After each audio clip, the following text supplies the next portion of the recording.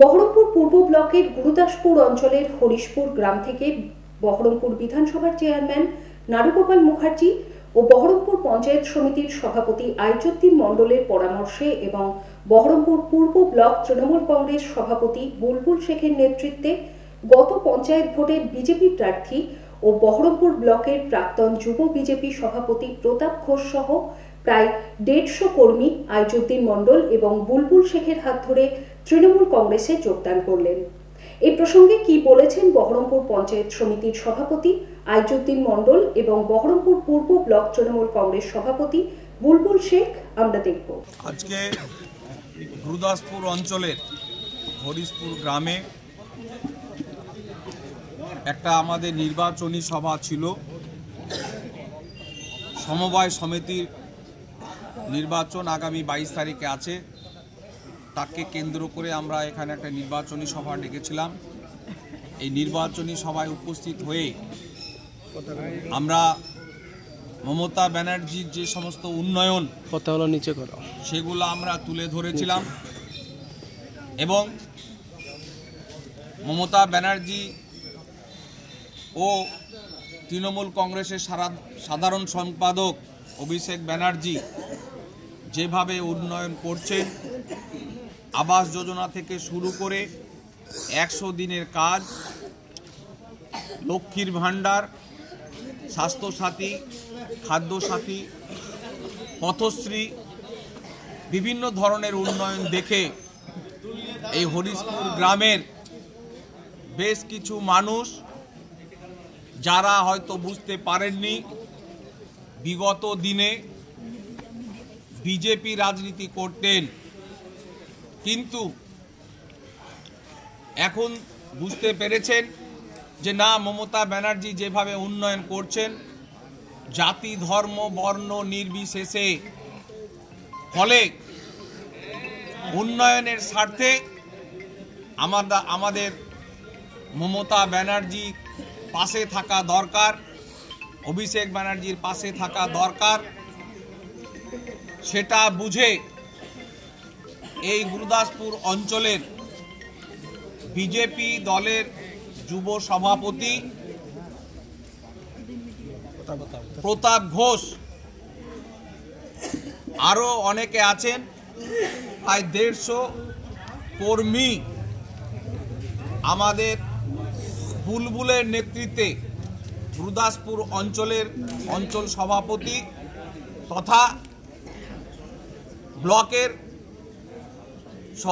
সহকারী সভাপতি বুলবুলের নেতৃত্বে এই 150 জন বিজেপি কর্মী টিএমসিতে যোগদান করলেন। আমি তাদেরকে আমার পক্ষ থেকে অশেষ ধন্যবাদ জানাই। আমাদেরই ঘরের ছেলে, আমাদের লড়াকু প্রতাপ খুবই ভালো ছেলে, শিক্ষিত ছেলে, কাজের ছেলে।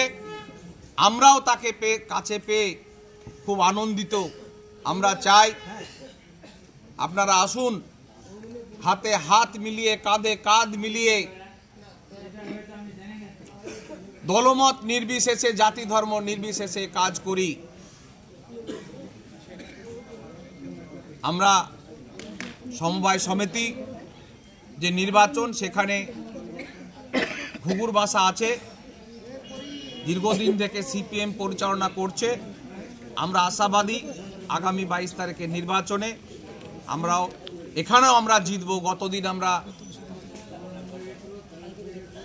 জানমাহমদপুর আমরা জিতেছি, 13তে 12 পেয়েছি, এখানে 43-এ 43 পাবো, এই আমাদের আশা। আমাদের নেতৃত্ব অপূর্ব সরকার থেকে শুরু করে,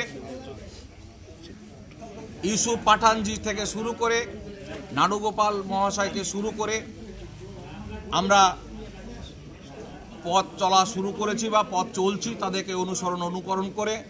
সবার উপরে আমাদের দিদি এবং অভিষেক ব্যানার্জি আছেন।